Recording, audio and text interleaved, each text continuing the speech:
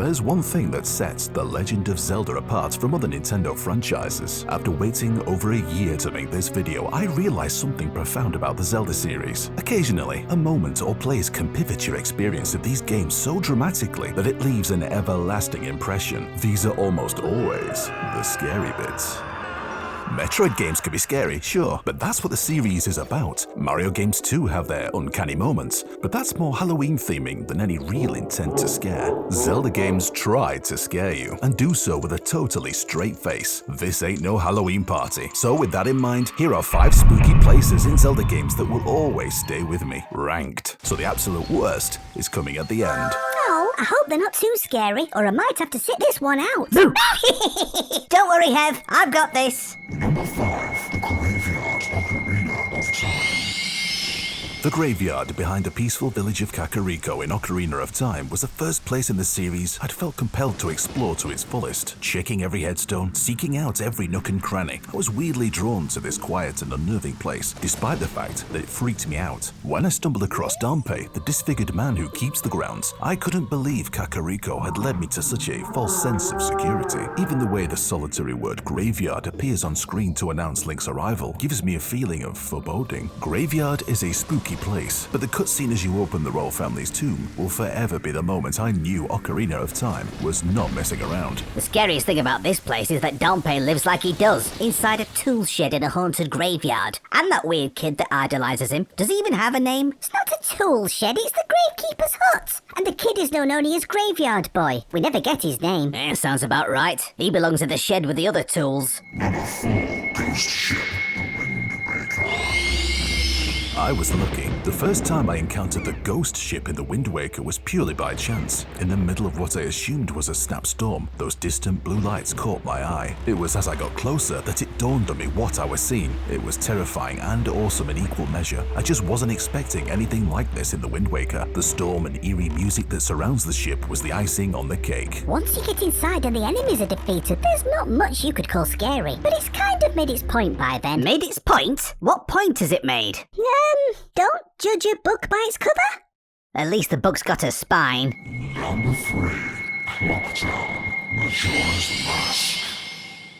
Much of the experience of horror in Zelda games stems from their use of sound and music. Nowhere is that more apparent than Majora's Mask's Clock Town on the final evening. The building work has stopped. The town is mostly deserted. There's a calmness about the place, but then as the final countdown begins and the moon slowly fills the sky, the juxtaposition of this abandoned carnival and the foreboding music was like nothing else I'd played. And no matter how many times I saw the cutscene of the moon crashing, no matter how inconsequential I knew it was, I couldn't shake the tension and the goosebumps it brought, even to this day. Clocktown has got to be one of the most uniquely scary Zelda places, going from a happy place to one filled with dread in just under an hour of playtime. I'm just glad that constant banging stops. Until the big one, that is, if you get my drift. Number 2, the Music Box House, Majora's Mask.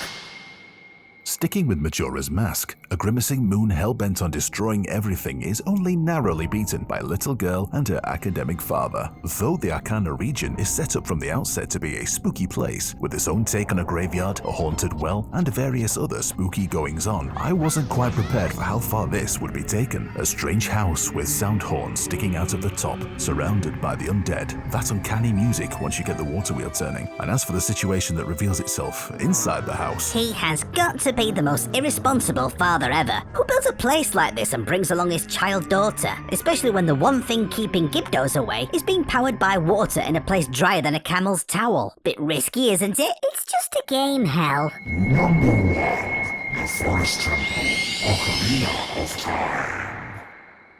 when I first entered the Forest Temple in Ocarina of Time, it was a slow burn before I realized how spooked I was. It's never been clear how much the Forest Temple was meant to scare us. The royal family's tomb, the Shadow Temple, the bottom of the well, among others, all do their best. but it ends up being an overgrown stone temple in a forest that is the most terrifying in the entire game, and for me, the entire series. Once again, the music does a lot of the legwork, with a score that is audio anxiety at its finest. But there's also something about the pose moving around the paintings that chilled me to the bone. Whenever anyone mentions Ocarina of Time, or Zelda in general, the Forest Temple is always the first place I think of. I thought Tingle Island from the Wind Waker would get a mention. Now there's a weird place. It was scary places, not weird places. Well, it scares the shit out of me. And if you're looking for more Zelda content that won't ruin your tight red underpants, give one of these a try. And subscribe to this channel for more videos like this one. And, more importantly, more of me. See you in the next video.